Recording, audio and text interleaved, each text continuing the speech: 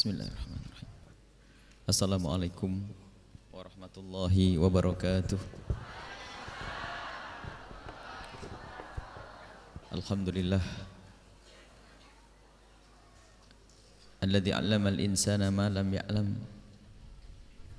Wa salatullahi wa salamuhu ala habibina wa syafi'ina wa maulana sayyidina Muhammad al-mab'uthi mu'alliman wa ala alihi al-muttahharin wa ashabihi at-tayyibin wa tabi'ina lahum bi ihsanin ila yaumiddin. Allahumma ya rabbana inna nas'aluka ilman nafi'a wa inna ya rabbana na'udzubika min ilmin la yanfa' wa amalin la yurfa' wa qalbin la yakhsha wa 'ainin la tatma' wa nafsin la tashba' innaka anta ala kulli syai'in qadir. Allahumma ya rabbana ukhshurna yaumal qiyamati ma'a zumrati habibika sayyidina Muhammad wa tahta liwa'ihi urzuqna ya rabbana taubata qabla al-maut wa syahadata indal maut wal jannata ba'dal maut. Amma ba'du. Yang kami cintai, yang kami muliakan, para orang tua kami, saudara-saudari, adik-adik, alhamdulillah kita bisa melanjutkan belajar kita. Semoga Allah memberikan kepada kita semua keistiqomahan, istiqomah di dalam meniti kemuliaan, istiqomah di jalan Allah hingga sampai nanti masuk surga Allah Subhanahu wa ta'ala. Tadi sebelum acara diperkenalkan kepada kita semua tentang Al-Bahjah Manajemen, dan itu adalah juga wasiat dari guru mulia kami Al-Habib Abdullah bin Muhammad Baharun, agar di dalam segala sesuatu itu dirapikan. Memang pondok Al-Bahjah adalah pondok pesantren dan majelis ilmu, akan tapi seperti yang dikatakan oleh Imam Ali radhiyallahu taala anhu, kebatilan yang direncanakan dan dirapikan, dimanage, itu bisa mengalahkan kebaikan yang tidak dirapikan dan tidak diatur dan tidak dimanage. Maka perlu adanya mengatur program dakwah bermacam-macam. Ceramah sudah dakwah, ngaji di mushola dakwah.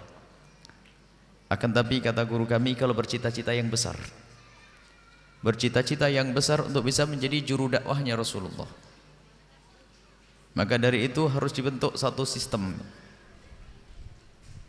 yang ini nanti akan dipatuhi dari generasi ke generasi.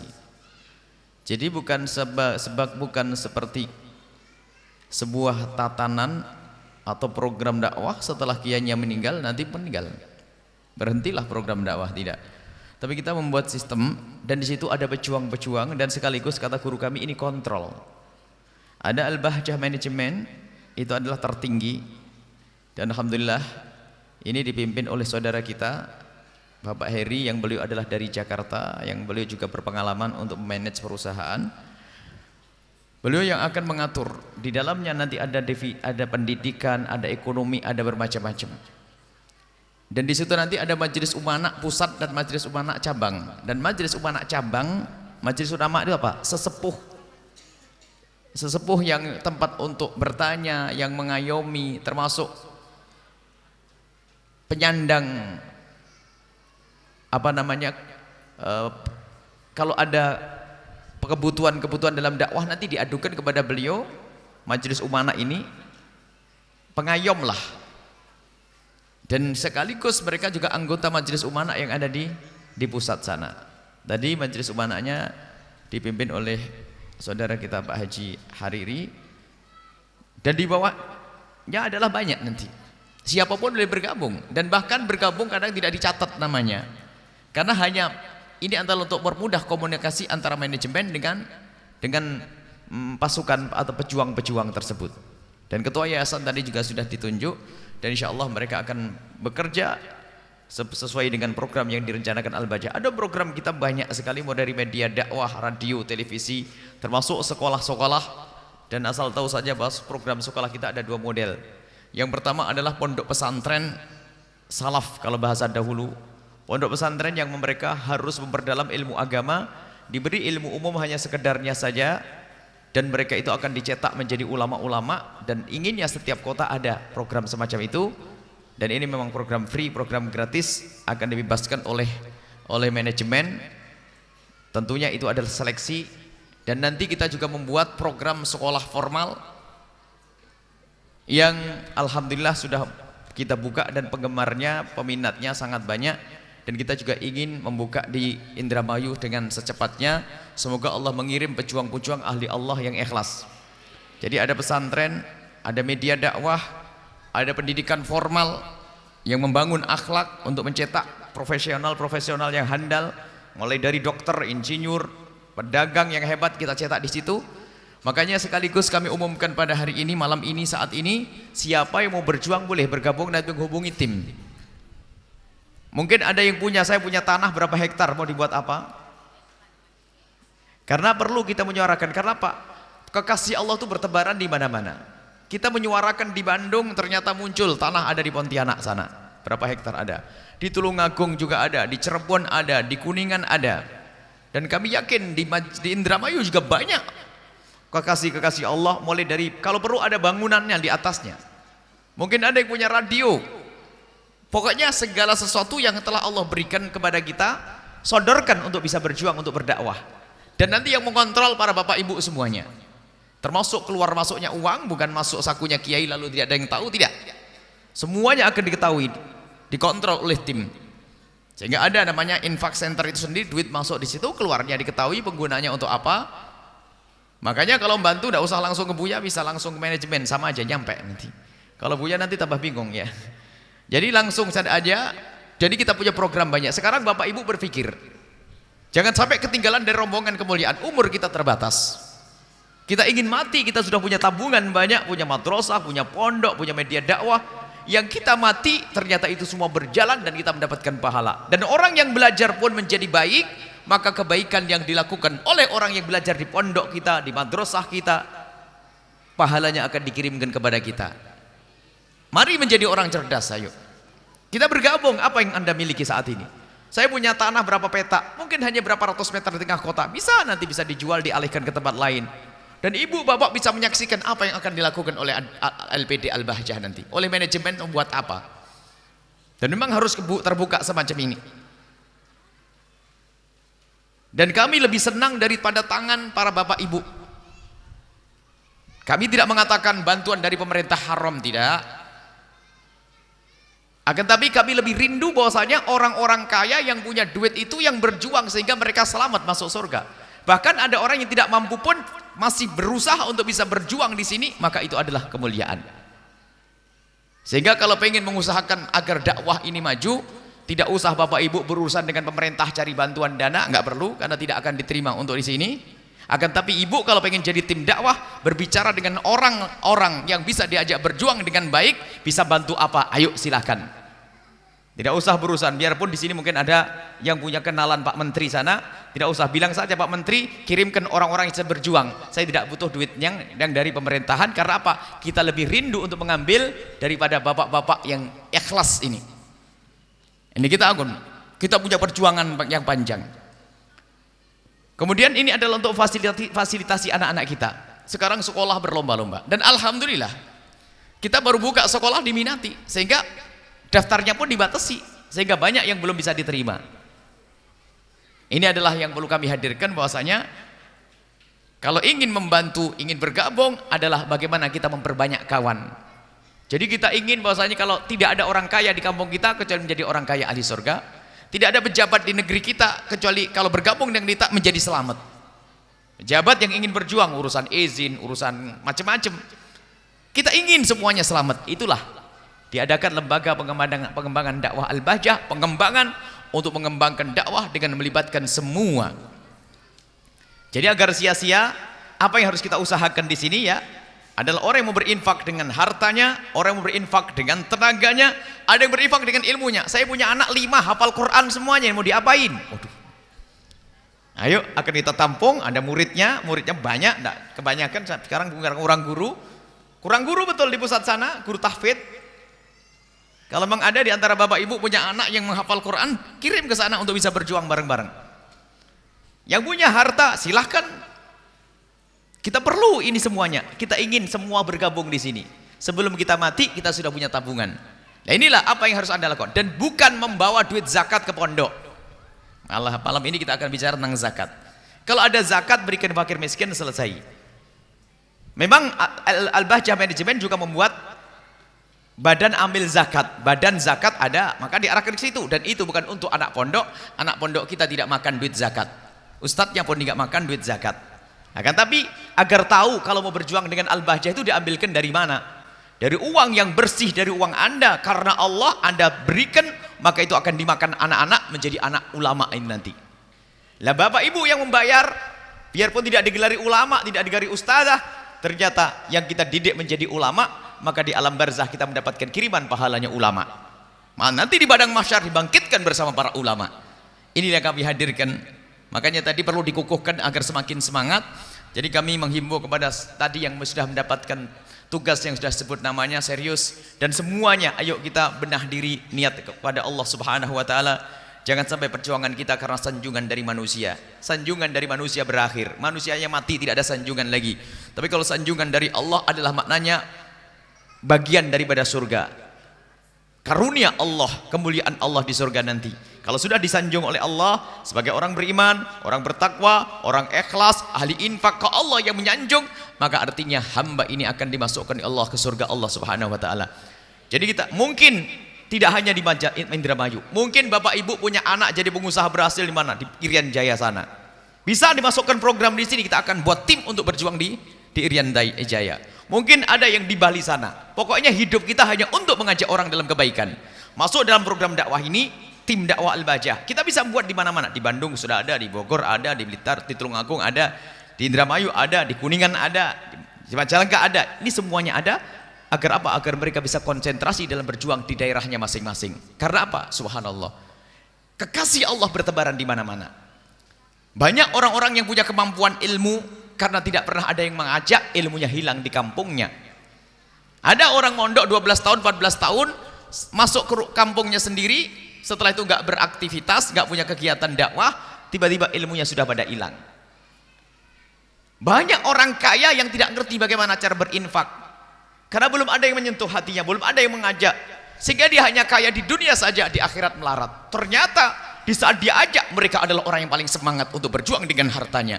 Dan kami yakin bahwasanya di setiap tempat ada orang-orang semacam ini yang berjuang karena Allah Subhanahu wa taala, bukan karena sanjungan dari seorang manusia, bukan sanjungan dari buya atau yang lainnya, bukan, tapi ingin disanjung oleh Allah Subhanahu wa taala. Inilah perlunya kami hadirkan pengukuhan tadi lembaga pengurus lembaga dakwah, tim dakwah Al-Bahjah yang ada di Majalengka, Indramayu, sekaligus nanti adalah yayasan sampai nanti membuat SD, SMP, SMA dan pondok khusus. Pondok ini harus ada. Jadi kita tidak akan membuat sekolah seperti apapun kecuali di pojok program tersebut harus ada pondok pesantren yang mencetak ulama, dan inilah yang bakal mewarnai sekolah kita tersebut. Baik, ini saja insyaallah. Semoga hari ini para tim tadi itu hanya simbol saja dengan beberapa orang yang dicatat, tapi semuanya ini kami himbau untuk menjadi tim dakwah. Jadi kemanapun ngomong, biarpun hanya ngajak orang agar majelis ini rame, atau dengar ada orang saya punya tanah 20 hektar mau diinfakkan kemana, Anda bisa sampaikan, akan diurusi oleh tim. Ada orang punya stasiun radio, ponakannya stasiun radionya pada nggak karu-karuan, gimana ini, arahkan kepada dakwah, kita akan urusi. Yang ngurusi bukan Buya sendiri, kalau Buya sendiri nggak bisa. Makanya kita akan bersama ini dengan tim bersama. Semuanya ada batas umur. Kita semua bakal mati. Semoga Allah berikan husnul khatimah setelah panjang umur semuanya. Kita ingin setelah kita mati, dakwah tetap berjalan. Dakwah tetap berjalan. Dan Allah akan mengangkat setiap 100 tahun orang yang bisa berjuang di situ. Namanya mujaddid. Dan mujaddid ada individu orang per orang, seperti muncul Imam Ghazali radhiyallahu taala anhu, seperti Imam Nawawi. Ada mujaddid pembaharu, nanti adalah dalam bentuk kelompok. Semoga adalah Al-Bahjah adalah termasuk mujaddid. Semuanya program ini adalah program yang memperbaharui model dakwah, menyelami dakwah, semuanya aspek kehidupan masyarakat disentuh. Ini adalah kita semuanya bentuk masyarakat juga merasakan dakwah kita. Bisa saja ini adalah program ini sebagai mujaddid. Kalau orang enggak bisa mujaddid seperti mujaddid harus alim, kalau mujaddid individu per orang alim luar biasa seperti Imam Ghazali, Imam Nawawi. Akan tapi dengan kebersamaan ini bisa saja ini menjadi mujaddid di dalam dakwah. Maka kita perlu buat program sebanyak-banyaknya. Yang metik siapa? Ya nanti. Kapan itu? Bukan di dunia.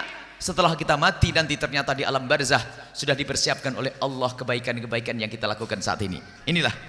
Nah mungkin ada bapak ibu ngelihat ada sekolah mati, sekolah nggak laku, ada 20 kamar bisa dibeli atau diserahkan ke kita, akan kita buat program dan hidup kembali. Atau mungkin bapak ibu ketahui, Buya ada ustadz di samping saya tuh pinter tapi nganggur, ayo diberdayakan. Apalagi ada orang ahli, seorang arsitek nganggur, kita gunakan. Berdakwahlah dengan apapun yang Allah berikan kepada kita. Baik, ini adalah pengukuhan dari apa yang disampaikan oleh manajemen, dan semoga Allah Subhanahu wa taala memberikan pertolongan kepada beliau di dalam berjuang, memberikan kemudahan. Allah mengembalikan kemudahan untuk beliau dan keluarga mereka semuanya, karena mereka siang malam berpikir untuk umat Nabi Muhammad, dan janji dari Rasulullah, janji dari Allah melalui lidah Rasulullah, siapa yang berjuang untuk umat Nabi Muhammad maka Allah akan bantu. Wallahu fi aunil abdi maka al abdu fi auni akhihi. Karena mereka para pejuang-pejuang tim dakwah yang di mana-mana siang malam berpikir untuk umat Nabi Muhammad. Lihat, dengan ketulusannya Allah akan kirim kemuliaan, kebaikan untuk keluarga dan anak keturunannya. Maka marilah kita semua menjadi juru dakwahnya Nabi Muhammad sallallahu alaihi wasallam yang dipimpin oleh manajemen ini. Kalau yang sudah bergabung di tempat lain mah enggak lanjutkan. Kita tidak mengambil siapapun. Artinya Anda sudah ikut program dakwahnya Kiai Fulan, Habib Fulan, mangga silakan lanjutkan. Barangkali ini pengangguran yang belum punya program jelas, ayo kita sudah ada banyak program. Stasiun radio kita juga banyak ada di mana-mana. Dan semoga dalam waktu dekat di Indramayu juga sudah ada radio, televisi dan seterusnya. Semoga Allah mengirim ahli surga. Semoga Allah mengirim ahli surga, pejuang yang tulus untuk mewujudkan cita-cita tersebut, dan semoga Allah menjadikan kita bersama mereka. Baik, kita lanjutkan. Kita sekarang ini di bulan Syawal, akan di pungkasan bulan Syawal. Ringkas saja untuk menata hati. Biasanya orang di bulan Syawal ini dengan budaya saling kunjung mengunjungi untuk meminta maaf, dan itu budaya yang baik sekali. Akan tapi ketahuilah bahwa minta maaf itu baru sah jika berangkat dari kesadaran seseorang pernah melakukan kesalahan. Sungguh bermasalah jika ada seorang hamba yang tidak pernah merasa bersalah. Jadi kalau kita memasuki bulan Syawal di negeri kita ini untuk menyempurnakan ini, sebetulnya ada satu budaya yang luar biasa baik, yaitu budaya silaturahim. Kunjung mengunjungi kepada saudara di bulan Syawal ini maknanya untuk menyempurnakan apa yang kita lakukan dari kebaikan-kebaikan di bulan Ramadan. Sebab manusia yang bertakwa la'allakum tattaqun, orang yang bertakwa itu adalah orang yang baik kepada Allah dan baik kepada sesama manusia.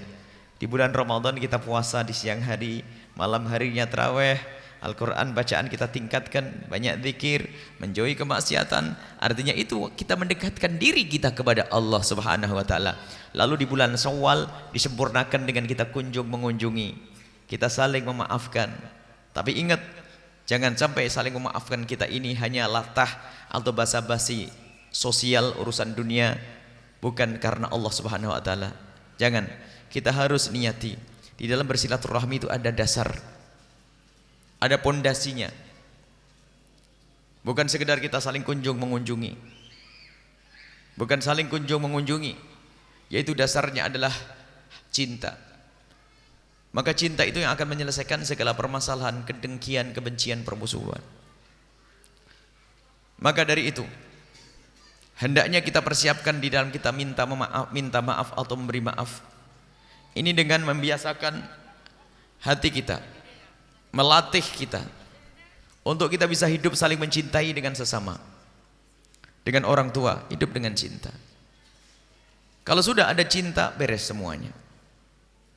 Permasalahan kita ini hilangnya cinta lalu muncul kedengkian. Dengan hilangnya cinta di hati kita muncul kebencian. Dengan hilangnya cinta di hati kita muncul dendam di hati kita, sehingga permusuhan mudah sekali dikobarkan. Bahkan tidak pandang kadang kakak adik bermusuhan gara-gara rebutan warisan orang tuanya.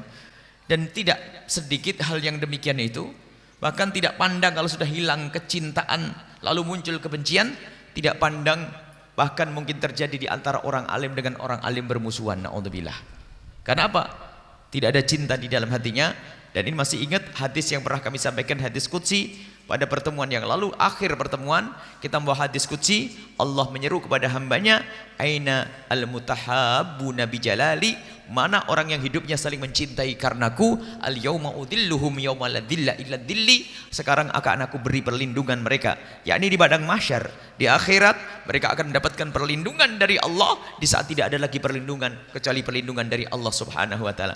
Yang hidup saling mencintai karena Allah, hidupnya akan indah, di dunia indah, ketemu si A senyum, si B senyum, si J senyum, ada rindu, di saat memberi enak. Tapi kalau hidupnya benci, kalau orang hidupnya dengan kebencian, melihat tetangganya punya mobil sakit hati, ngedengki, lihat tetangganya bangun rumah sakit, lihat ayamnya lewat pun sudah pegel ngelihat ayamnya. Karena apa? Hati kotor, hati busuk, hati rendah, hati sempit. Maka ayo kita berusaha untuk menumbuhkan makna kecintaan di antara kita. Dan untuk menumbuhkan makna kecintaan ini, kemarin juga sudah kami sampaikan bahwasanya dengan biasa kita untuk mendoakan. Biasakan kita untuk mendoakan saudara kita, sesama kita, sahabat kita. Paksakan kita untuk bisa mendoakan mereka dengan doa-doa kebaikan. Jangan sampai kita mendoakan siapapun dengan doa jelek, jangan. Sejahat apapun orang tersebut kepada kita, hendaknya kita berusaha untuk berlatih lapang. Kita doakan orang tersebut, semoga Allah memberikan kebaikan, semoga Allah mengampuni mereka. Sudahlah ibu, jangan mendendam sama orang. Ada sebagian orang dendam sampai mau dibawa ke akhirat, sampai awas saya tidak terima, tak tuntut nanti di akhirat. Ada orang ngomong gitu. Memang akhirat itu kayak apa? Kok tuntut-tuntut? Orang pengen cepat-cepat masuk surga masih tuntut-tuntutan, kerepotan.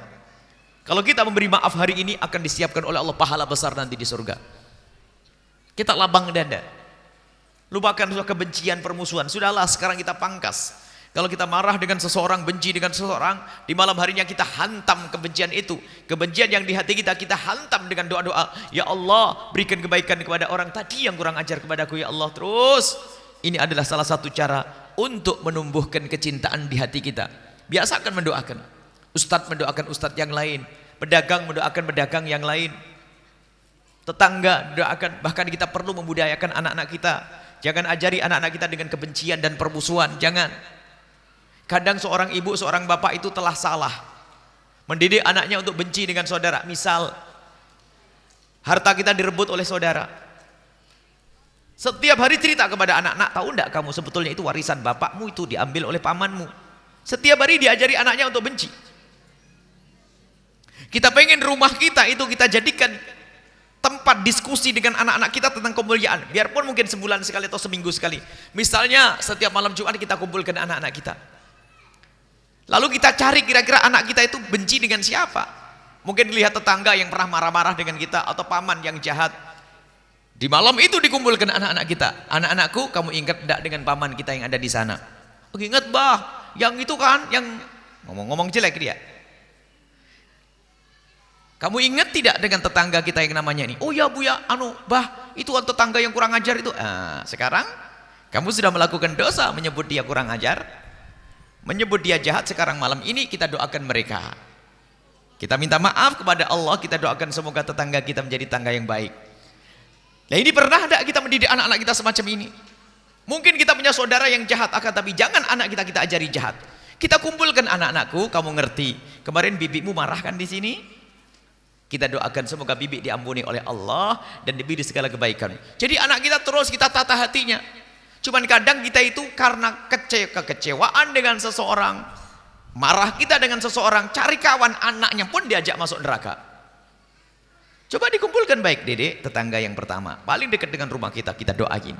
Semoga Allah memberikan kebaikan kepadanya. Besok rumah yang kedua, rumah ketiga. Setiap kali, bahkan kalau kita melihat tanda-tanda anak kita bakal benci kepada keluarga atau seseorang, kita amati wajah mereka, sudah mulai gak senang dengan seseorang, langsung kita datang, kita panggil dan kita ingatkan, dedek, yuk kita doakan orang itu dengan doa yang baik. Loh, dia kan doa, tidak boleh.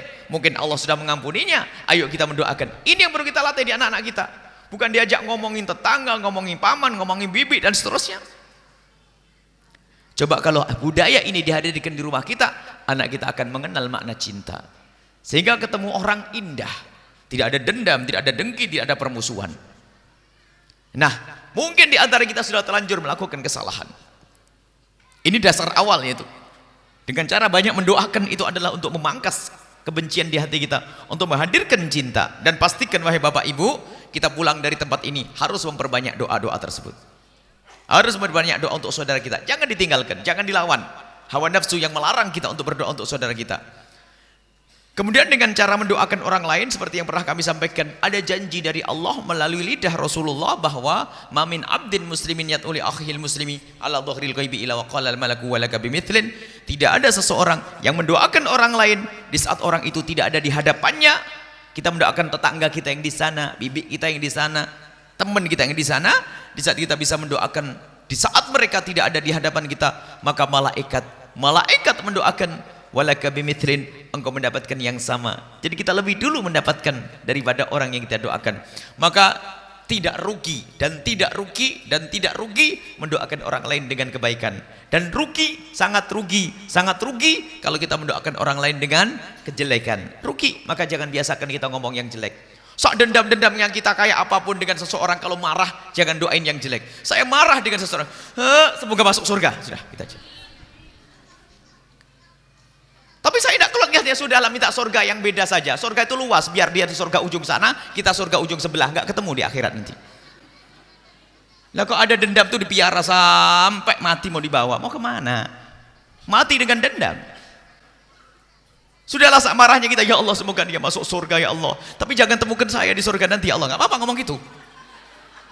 Surga luas banget surga. Surga itu bertingkat-tingkat. Cuman kadang kebusukan jiwa pengennya orang masuk neraka.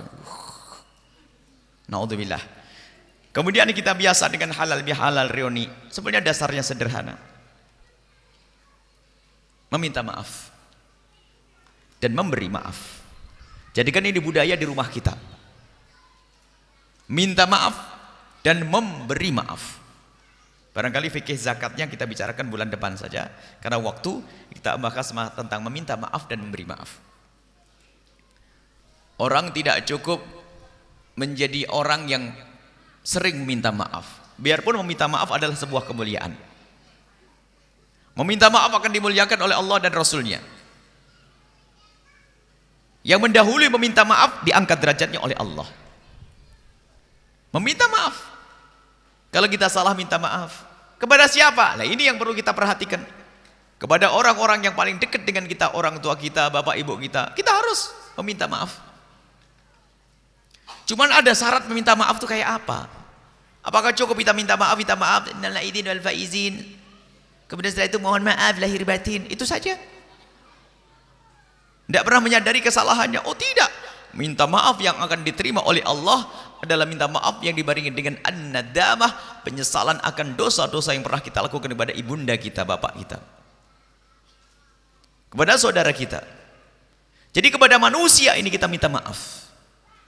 Meminta maaf kepada manusia. Dan tolong dilacak semuanya orang yang pernah bersama kita. Jangan ditinggalkan satu orang pun, asalkan dia masih manusia. Kita punya ikatan dan bakal dituntut nanti kita di hadapan Allah kalau kita tidak benar. Bapak ibu jelas, kedekatan, anak, saudara, bahkan jangan lupa kita punya pembantu di rumah kita. Akan ditanya oleh Allah, bagaimana membantumu sholat atau tidak, bagaimana membantumu, bagaimana menutup aurat atau tidak, bagaimana membantumu, bagaimana melakukan keharaman atau tidak. Akan ditanya. Akan ditanya oleh Allah. Pembantu kita lahan surga kalau kita faham. Kita ajari dia mengaji, baca Al-Quran. Kita ajari dia takut kepada Allah Subhanahu wa ta'ala. Ada tanggung jawab di hadapan Allah. Dan kalau kita punya kesalahan, biarpun dia membantu kita, oh hebat, kita meminta maaf. Jangan yang minta maaf hanya bawahan kita. Jangan yang minta maaf hanya adik kita. Kita sebagai kakak tertua, kalau melakukan kesalahan, segera meminta maaf. Karena apa? Kalau kita tidak minta maaf saat ini di dunia, maka dosa ini akan muncul nanti di akhirat. Meminta maaf. Biasakan dengan meminta maaf, dengan menyadari kesalahannya. Sadar aku tadi ngomong kasar. Kadang suami istri itu gengsi minta maaf. Kalau suami ngomong kasar atau istri ngomong kasar, ngomongnya nggak enak. Dikasih duit mas cuma segini bang, padahal kalimatnya cuma segini. Padahal suaminya mulai tadi itu banting tulang, meres keringat, capek, pulang hanya bawa duit sedikit. Sampai di rumah ini, sebelum pulang sudah gemeteran wahai para ibu itu. Karena tahu duitnya nggak cukup. Mestinya seorang istri di rumah kan menghibur hatinya, abang nggak usah pusing. Dengan segini insya Allah cukup. Begitu. Tak taunya di rumah ada istri yang tidak pernah tahu kemuliaan. Dikasih duit bukan syukurnya, cuman segini bang. Beras naik, minyak naik, BBM naik. Istri model apa semacam? Mestinya menghibur. Begitu juga seorang suami. Kadang kalau ngomong sama istri, Masya Allah seperti pembantunya. Kenapa dia pakai kalimat lembut, kalimat indah? Suami istri. Makanya kalau melakukan kesalahan, mohon maaf, mungkin suami tadi sampai perlu sekali membiasakan kita merasa bersalah. Mungkin seorang suami keluar dari rumahnya lupa tidak pamitan kepada istrinya. Bergegas setengah jam kemudian telepon, Umi atau Neng, mohon maaf tadi saya buru-buru keluar. Oh enak bener tuh. Sampai lupa nggak pamitan. Mungkin seorang istri tiba-tiba telepon suami yang di kantor atau di sawah. Sekarang sawah pun bawa HP kan. Tiba-tiba seorang istri telepon, ada apa Mi? Kok telepon? Aduh Pak, tadi waktu Bapak keluar saya nggak sempat ngelepas, mohon maaf ya. Tadi sibuk lagi masak. Oh nggak apa-apa, indah. Kesalahan begini sudah disadari. Kadang salah gede, bentak pun tidak sadar, nyaci tidak sadar. Ada kemarin ngadu seorang perempuan, setiap hari dicaci sama seorang suami. Tak taunya kita menemukan juga seorang suami setiap hari dicaci oleh istrinya. Na'udzubillah. Ini ahli neraka semuanya. Perlu kita meminta maaf dengan sadar, dengan orang tua kita.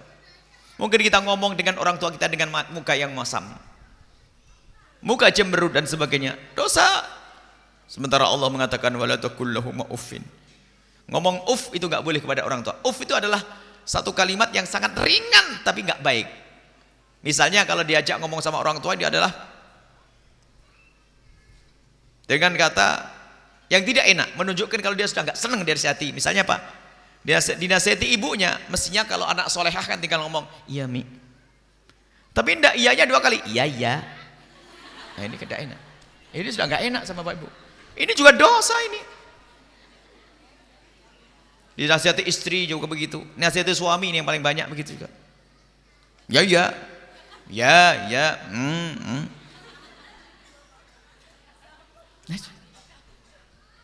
Baik, yang pertama adalah meminta maaf. Budaya minta maaf. Dan itu keindahan dalam rumah tangga, dalam masyarakat. Ada orang sombong tidak bisa minta maaf. Bahkan ada satu keyakinan kita sebuah keluarga besar, keluarga orang kaya, kata minta maaf itu adalah rendah, ajib. Itu iblis yang ngajari. Minta maaf adalah sangat mulia. Suruh minta maaf itu rendah katanya, ajib. Berarti kan diajari orang nggak minta maaf sama manusia. Ada. Seorang bapak nasihati anaknya, kenapa anaknya tidak pernah minta maaf? Karena dilarang sama abah minta maaf, ajib. Aneh betul itu. Minta maaf adalah kemuliaan. Setelah meminta maaf, ternyata tidak kalah pentingnya, jadilah dirimu adalah orang yang mudah memaafkan, lapang dada.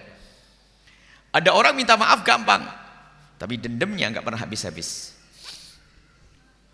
Minta maaf bisa dia, tapi kadang menyimpan amarah dengan sesama, menyimpan kebencian, dendam. Maka menjadilah orang yang lapang dada, mudah memaafkan. Dan ini orang takwa, orang bertakwa yang mendapatkan surga yang luas dari Allah Subhanahu wa taala. Sehingga bentuk dendam ini dipangkas, berusaha dipangkas. Saya tidak boleh mendendam siapapun. Saya harus memaafkan. Ada orang datang dalam keadaan kayak apapun, semarah apapun kita, karena dia datang dengan meminta maaf, tidak usah kita prasangka buruk. Alah paling kapok-kopok lombok. Minta maaf hari ini, besok melanggar lagi. Bukan urusanmu melanggar lagi. Selagi ada orang datang kepada kita meminta maaf, hendaknya kita lapang dada, memaafkan. Untuk menggapai kemuliaan. Untuk menggapai kemuliaan, kita memaafkan dia.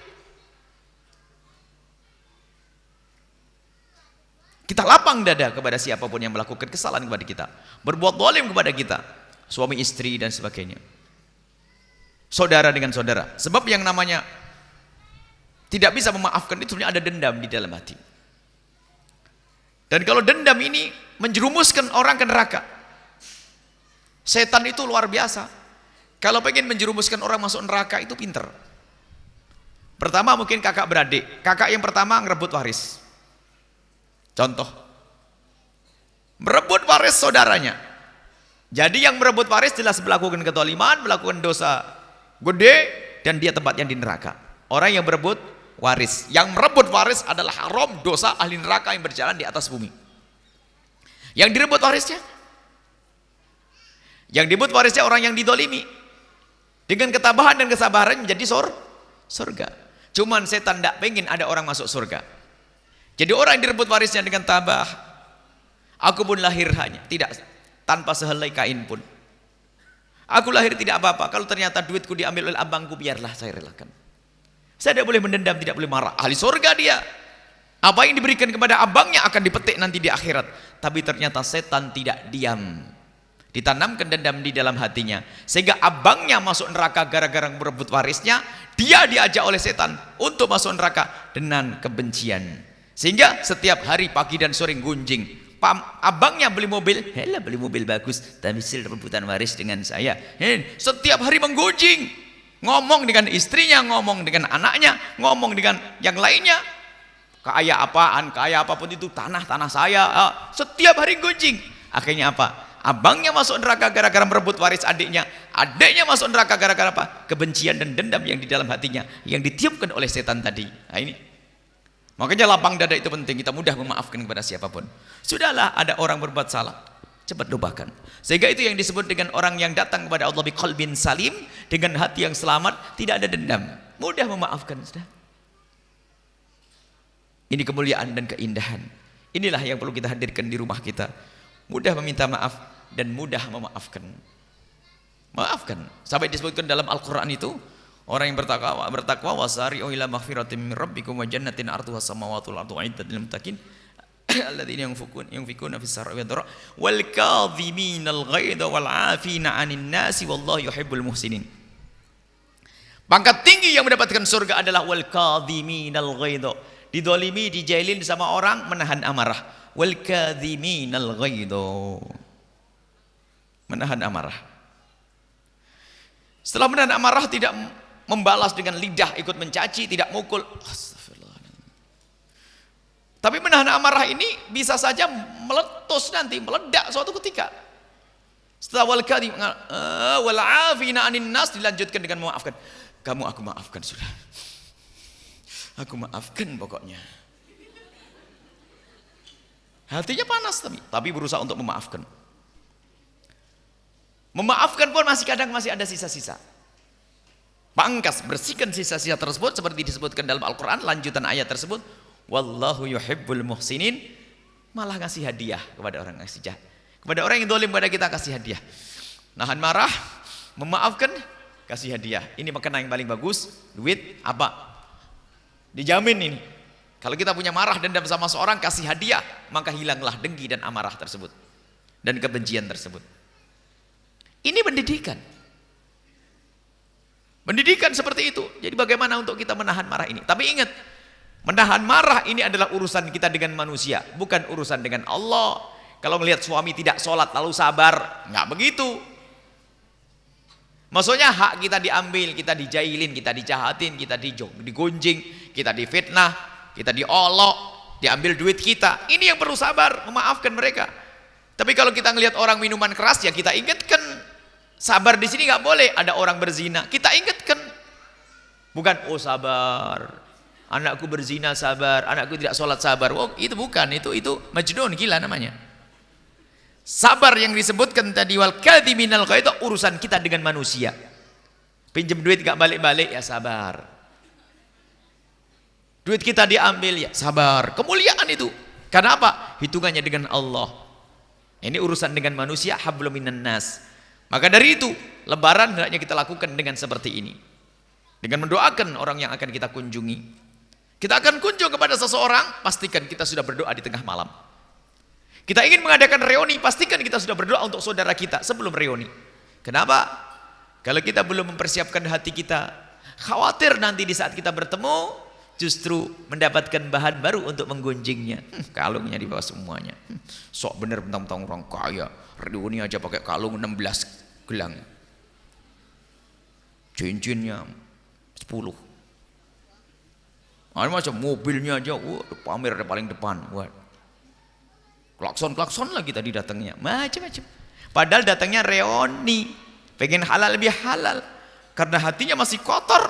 ternyata pulang malah mendapatkan bahan baru untuk menggunjingnya. Tapi kalau sudah dimulai dengan malam hari, khususnya orang yang bakal memunculkan menjadi sebab munculnya kedengkian di hati kita, misalnya paman kita yang kaya, saudara kita yang kita doain, ya Allah semoga dia kaya ahli surga, ya Allah semoga mobilnya manfaat, ya Allah, sehingga di saat nanti kita ngelihat beneran sudah nggak dengki lagi. Itulah perlu kita bangun hati kita, hati yang bersih. Semoga Allah menjaga hati kita semuanya, memuliakan kita di dunia dan di akhirat. Ingat, dengan suami istri mudah memaafkan dan mudah meminta maaf, dengan orang tua, dengan anak, dengan pembantu. Kalau kita salah, biarpun itu pembantu kita, misalnya kita bangunin pembantu baru tidur, Mbak sudah tidur, baru nek, mohon maaf ya, mohon maaf, gak ada masalah. Mulia, cantik, soleh, ganteng kalau seperti itu. Minta maaf adalah bukan kerendah, minta maaf adalah melambung dalam kemuliaan. Baik, ini saja, semoga Allah Subhanahu wa taala membersihkan hati kita dari bermacam-macam penyakitnya. Ada 3 poin yang kita hadirkan. Yang pertama, semoga Allah menjadikan hati kita hati yang rindu berdakwah, berjuang di jalan Nabi Muhammad tadi. Yang kedua, menumbuhkan makna kecintaan di hati kita dengan sesama manusia. Dan ada hubungannya dengan dakwah. Dakwah harus juga dibarengi dengan saling mencintai karena Allah dan janji dari Rasulullah nanti akan mendapatkan tempat istimewa di surga Allah. Yang ketiga adalah bagaimana kita untuk menjadi orang yang mudah memaafkan, mudah meminta maaf, dan mudah memaafkan. Sampai suatu ketika dikatakan ada seorang minas sholihin, seorang soleh. Di sebuah majelis terjadi diskusi ilmiah. Di dalam diskusi itu ngomong kalimat yang kasar sampai pulang. Semalam tidak bisa tidur. Karena mau mencari orang tersebut susah, tempatnya jauh. Takut dia mati duluan sebelum minta maaf. Padahal mungkin ngomongnya juga gak sengaja. Tapi dia ingat, kalau tadi dia ngomong gak enak, diingat sampai semalam, istighfar terus kepada Allah untuk dirinya dan untuk orang yang disakiti. Dan tidak bisa tidur, takut aku mati dalam keadaan belum dimaafkan. Sampai terbangun pagi-pagi keluar, datang ke orang yang disakiti, minta maaf Allah. Lah kita ini jangan sampai menjadi orang yang ahli neraka di dunia. Sebelum masuk surga, sebelum masuk akhirat sudah catat sebagai ahli neraka. Suka nyakiti orang, tidak pernah minta maaf. Naudzubillah. Ayo kita koreksi hati kita dengan mudah minta maaf kepada siapapun yang pernah kita berbuat salah kepadanya. Itu adalah kemuliaan yang luar biasa, menjadi hamba yang dicintai oleh Allah Subhanahu wa taala. Wallahu a'lam bishawab.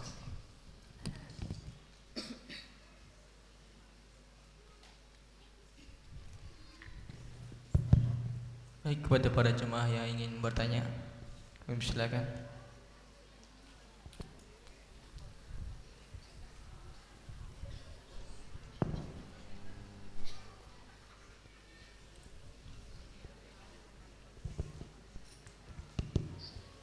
Assalamualaikum warahmatullahi wabarakatuh. Tadi Buya menerangkan ya masalah majelis yang baca ini. Selain semoga ada ahli surga yang menyumbang gitu. Amin, amin, amin. Itu selain yang lain tadi itu istilahnya ada yang menyumbang misalnya buku-buku keagamaan apa diterima enggak tuh? Salah Buku. Ya, untuk di majelis. Maksudnya? Buku-buku keagamaan. Nyumbang buku. Iya. Mau bantu. Umpamanya ada orang gitu. Ya boleh, akan tapi harus dicek dulu bukunya seperti apa. Karena sekarang buku juga macam-macam, buku yang menyesatkan juga ada. Boleh membantu apa saja. Bahkan membantu bantal pun dikirim ke pondok laku. Kasur, kayu bakar, macam-macam. Karena program kita besar sekali. Baiklah, selanjutnya saya mau tanya. Baiklah, saya lanjutkan. Setelah puasa Ramadan ada istilah soal puasa Syawal gitu, Pak. Kurang lebih kalau itu 1 minggu terus. Gimana? Nah, puasa Syawal. Iya, iya. Ya. Nah, itu untuk hari umpamanya hari dimulai hari Senin. Nanti untuk hari keduanya umpamanya hari Rabu. Apa puasa Syawalnya sah itu? Umpamanya loncat 1 hari. Baik. Kedua, masalah zakat. Ada seseorang pengusaha nitipan zakat ke orang atau panitia.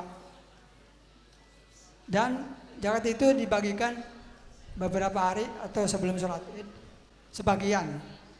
Nah, sebagian lagi dibagikan setelah sholat Id atau beberapa hari kemudian.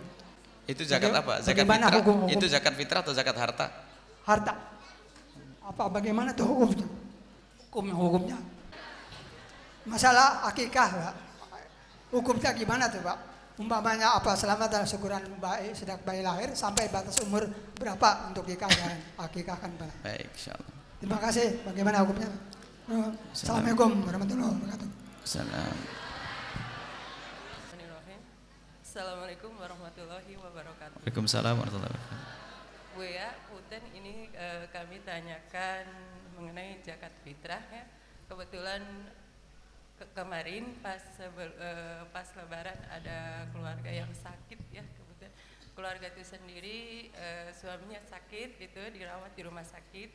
Kemudian yang di rumah itu tinggal anak yang kecil gitu ya. Pada saat zakat fitrah itu kan dibayarnya sebelum hari raya gitu ya semestinya.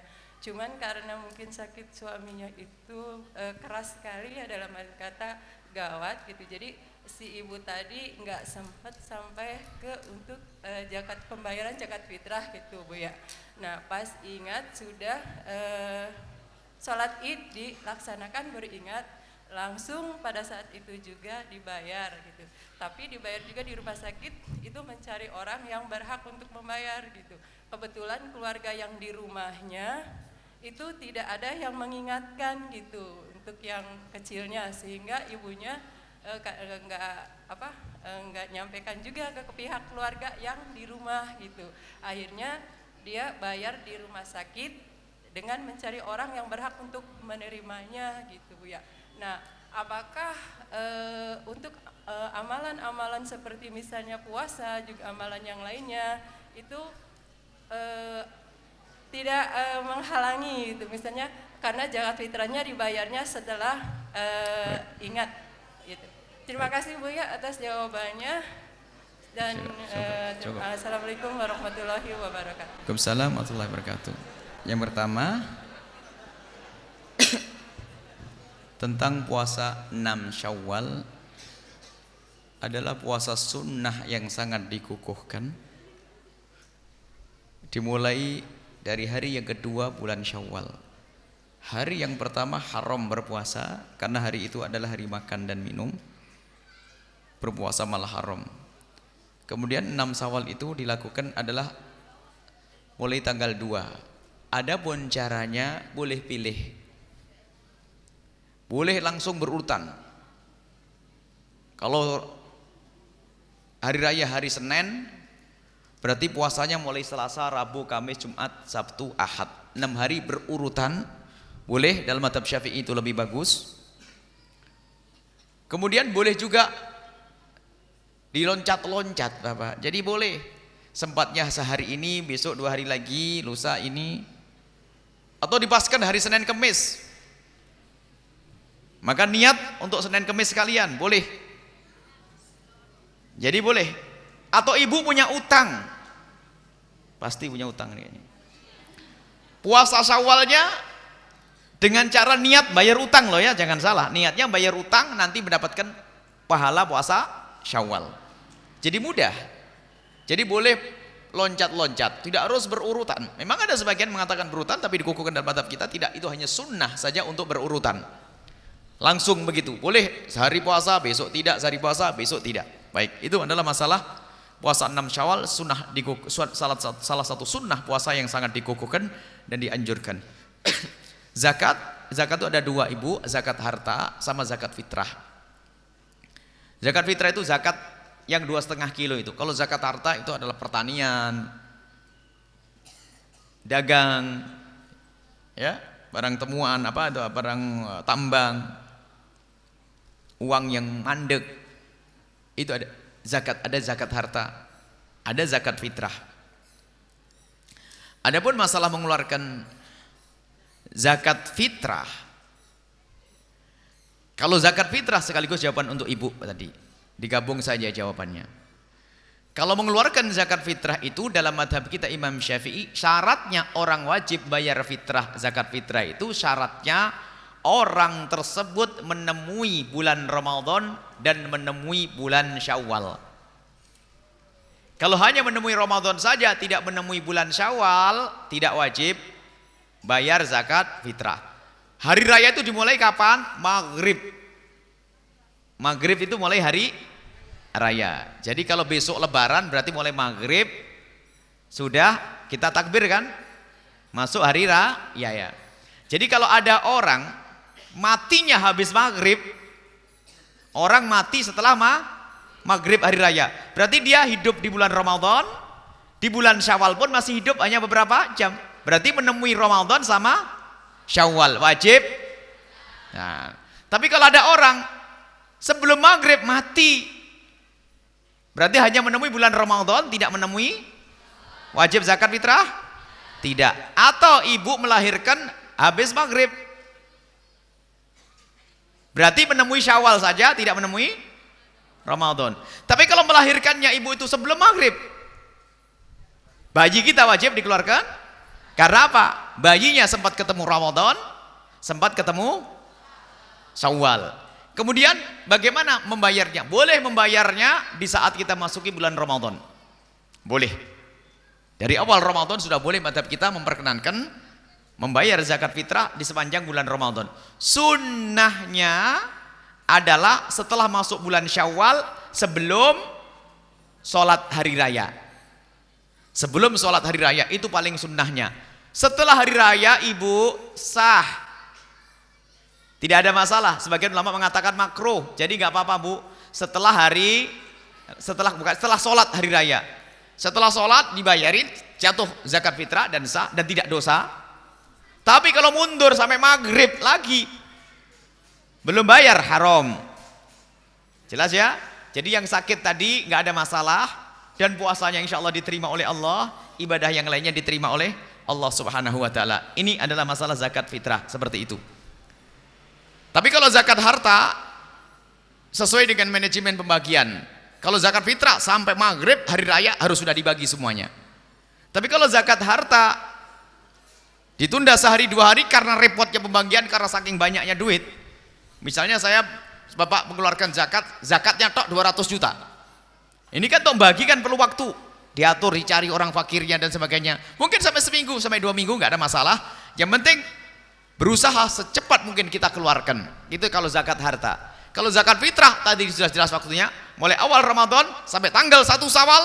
Tanggal 1 Syawal itu sampai maghrib. Kalau sudah maghrib masuk hari yang kedua Syawal, haram, dosa. Jadi jelas ya. Jadi nggak ada masalah. Kalau seandainya itu adalah zakat harta, boleh esok hari, pokoknya dipercepat, jangan diinapkan di kamar di rumah kita lama-lama, karena banyak yang membutuhkannya. Orang fakir itu haknya orang fakir. Kecuali memang Anda telah mengatur sebagai manajemen zakat, maka diatur bagaimana pembagiannya, mungkin serentak besok atau lusa atau seminggu depan. Itu adalah masalah zakat. Kemudian masalah akikah. Akikah itu sunnah yang dikukuhkan bagi yang punya duit. Yang nggak punya duit ya sudah, nyembelih telur saja, kata Imam Abdullah bin Abbas. Sebab akikah itu intinya maknanya adalah syukuran. Karena kita telah diberi karunia seorang anak, syukuran ngundang tetangga biar tahu tetangga kita kalau kita punya anak. Kalau tidak tahu tiba-tiba anaknya gede, loh kok sudah gede anaknya. Hanya pendidikan tentang akikah itu seperti kambing kurban, ambil yang gede sebisa mungkin. Dimasak yang enak, biar akhlak anak kita enak. Undang orang untuk makan di rumah kita akikah. Jadi hukum akikah adalah sunnah. Kalau tidak punya duit, ya nggak usah sampai punya duit. Kapan? Mulai bayi terlahir sampai hari ke-7, 21, sampai nggak punya duit lagi, nggak punya duit lagi. Sampai kapan? Sampai anak kita masuk usia balik. Kalau sampai usia balik, baru terlepas kita. Maka kalau saya punya anak belum saya akikahi kok keburu balik dia, sudah haid wanita, anak gadis. Sudah haid, saya belum mengakikahi, sudah gugur. Tidak usah saya sibuk-sibuk untuk ngakikahi, sebab permintaan untuk akikah adalah saya untuk anak saya. Tapi kalau anak saya nanti pengen ngakikahi dirinya sendiri, misalnya ibu yang sudah punya anak 2, punya 3. Dulu bapaknya cerita, "Nak, kamu belum saya akikahi." Katakan, "Bapak sudah bebas, gugur kesunahan bagi bapak. Karena saya sudah haid, saya sudah keluar mani bagi laki-laki, saya sudah balik." Jadi sudah tidak ada tuntutan. Karena sunnah, kalau sudah jangan pusing sudah. Tapi saya sebagai seorang yang pengen mendapatkan kemuliaan pahala, saya belum diakekahi bapak ibu saya. Maka dari itu saya akekah untuk diri saya sendiri, dan ini adalah diperkenankan yang demikian itu. Ya, mengakekahi diri sendiri. Tapi tidak usah minta ke orang tua, Pak, saya belum diakekahi, enggak usah. Jadi hukum akekah adalah sunnah yang dikukuhkan. Biasanya pertanyaannya mana, didahulukan korban atau akekah? Ini biasanya pertanyaan unik. Dari pertanyaan ini menunjukkan kesalahpahaman tentang korban. Sering bertanya, bagaimana saya antara akekah dengan korban saya? Saya belum korban, tapi belum akekah. Apa maknanya belum korban itu? Itu keyakinan di masyarakat, bahwasanya korban itu sekali seumur hidup kayak haji. Itu kan pemahaman yang salah. Korban itu hukumnya sunnah. Kapan? Kapan kita menemukan bulan haji, maka sunnah kita berkorban. Coba. Ada di masyarakat kita itu dipikir korban itu kayak haji. Haji kan seumur hidup sekali. Ada orang, Bu Haji, duitnya banyak, yuk korban. Jawabnya apa? Saya sudah korban. Kapan? 20 tahun yang lalu. Ini kesalahpahaman itu. Padahal kesunahan korban itu apa? Kapan kita menemukan bulan haji, maka sunnah kita korban. Makanya kalau orang paham ini nggak ada pertanyaan, mana didahulukan antara akikah dengan korban? Maksudnya gimana? Saya belum diakikahi, saya belum korban. Ini berarti berangkat dari pemahaman dipikir korban itu seumur hidup sekali.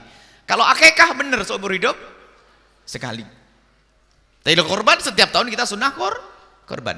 Nah sekarang begini, saya ini loh, hari ini belum diakikahi, belum dikorbankan, belum dipotongkan korban untuk saya. Misalnya, mana yang lebih saya dahulukan?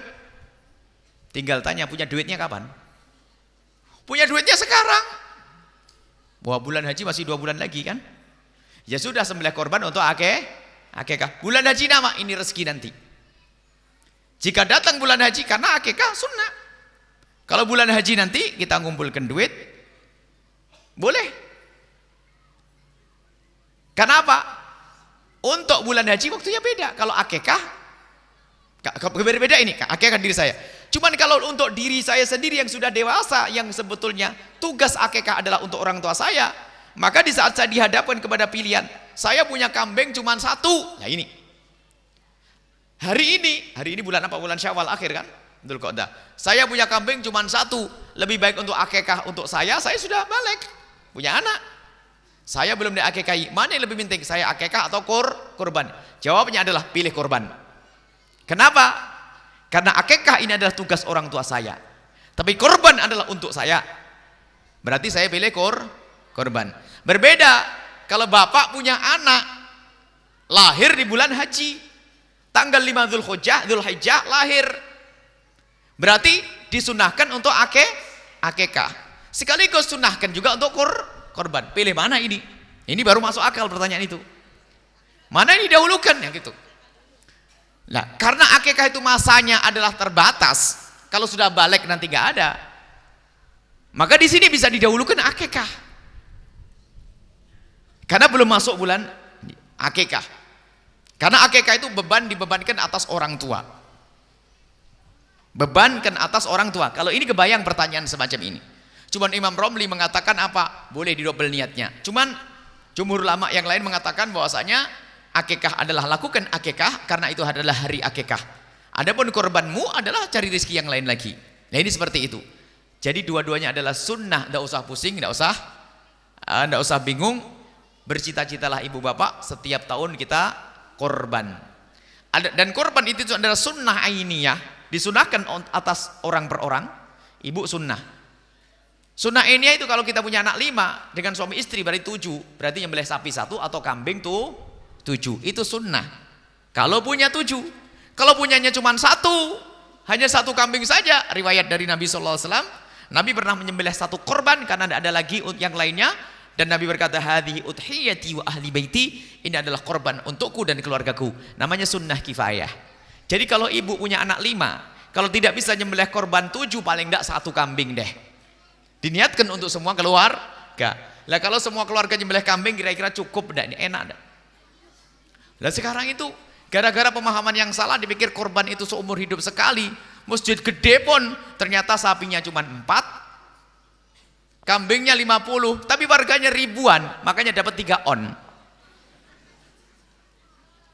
Coba pemahaman, setiap tahun saya sunnah korban.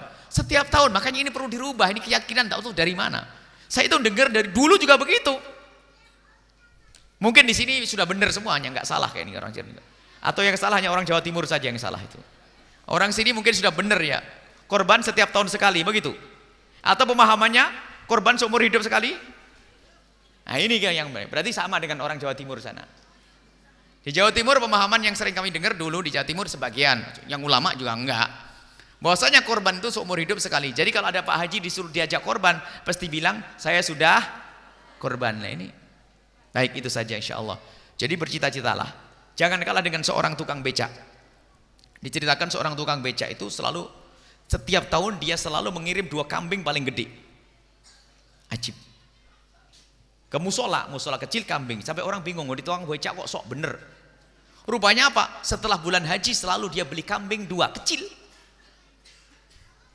Dari tabungan dia nabung, kumpul duit 250.000 atau 500.000, kumpul dibelikan kambing. Jadi beli sekarang, disembelih tahun depan, masya Allah. Jadi pulang becak bawa rumput. Setiap tahun bisa nyembelih kambing gede. Masa kalah dengan seperti itu?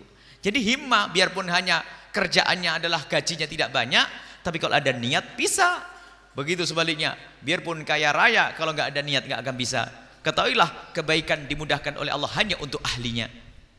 Kalau bukan ahlinya susah. Orang biarpun kaya raya, duitnya miliaran, triliunan, kalau memang tidak dipilih oleh Allah menjadi orang selamat di akhirat, mengeluarkan duit 100.000 susah. Tapi kalau orang memang dipilih oleh Allah menjadi ahli surga, biarpun hidup pas-pasan, sedekah jalan.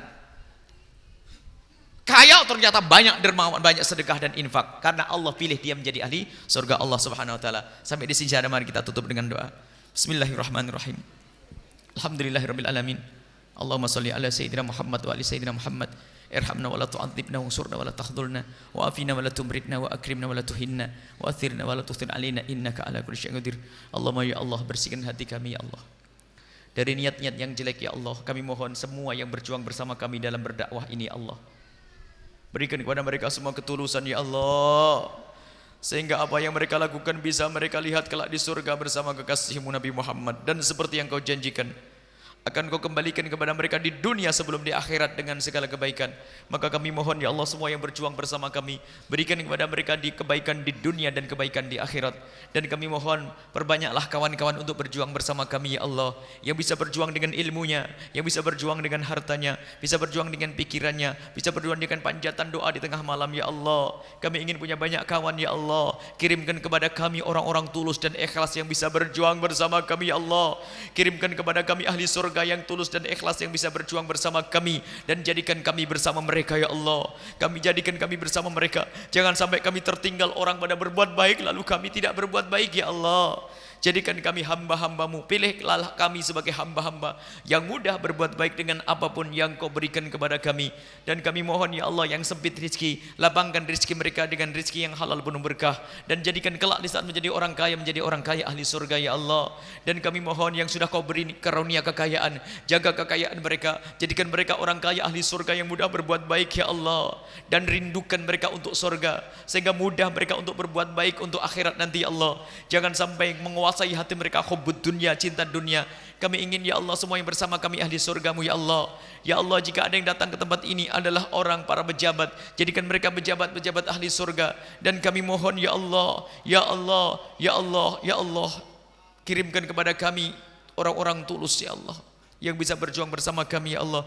Dan kami mohon wujudkan keindahan dalam rumah tangga kami, suami istri yang saling mencintai karenamu ya Allah, suami istri yang saling mencintai karenamu ya Allah. dengan anak yang soleh solehah yang dibanggakan oleh kekasihmu Nabi Muhammad. Ya Allah yang sempit, ya Allah yang sempit rizki lapangkan rizki mereka dengan rizki yang halal penuh berkah. Ya Allah yang sakit sembuhkan, yang punya hutang mudahkan kami dalam bayar hutang-hutang kami, panjangkan umur kami dalam ketaatan serta sehat walafiat. Yang belum menikah ya Allah dan sudah berkeinginan untuk menikah, mudahkan mereka ya Allah untuk mendapatkan pasangan yang mulia, orang mulia yang kau muliakan, yang menjadi sebab mereka mulia di dunia dan di akhirat. Dan jauhkan kami dari sebab-sebab kehinaan, jauhkan kami dari segala dosa, jauhkan kami dari kemaksiatan, mudahkan kami untuk melakukan ketaatan. Ya Allah Engkau Maha tahu tentang kesalahan kami dan dosa kami. Ada satu dosa ya Allah yang kami masih sering melakukannya, dan kami mohon jauhkan kami dari dosa itu ya Allah. Ampuni kami ya Allah, ampuni kami ya Allah, ampuni kami ya Allah. Dan kami mohon ampuni orang tua kami dan guru-guru kami. Berikan kasih sayangmu kepada mereka, panjangkan umur kami dalam ketaatan serta sehat walafiat. Dan kami mohon berikan kepada kami semua husnul khatimah, husnul khatimah, mati dalam keadaan iman. Dan kami mohon ya Allah, jadikan ucapan kami di akhir hayat kami kelak, saat Engkau hendak mencabut nyawa kami ingin saat itu ya Allah hati dan lidah kami mampu mengucapkan kalimat agung dan mulia, la ilaha illallah Muhammadur Rasulullah, la ilaha illallah Muhammadur Rasulullah, la ilaha illallah Muhammad Rasulullah sallallahu alaihi wasallam. Rabbana atina fid dunya hasanah wa fil akhirati hasanah wa qina adzabannar. Wa sallallahu ala sayyidina Muhammadin wa ala alihi washabihi wasallam. Walhamdulillahirabbil alamin. Al-Fatihah.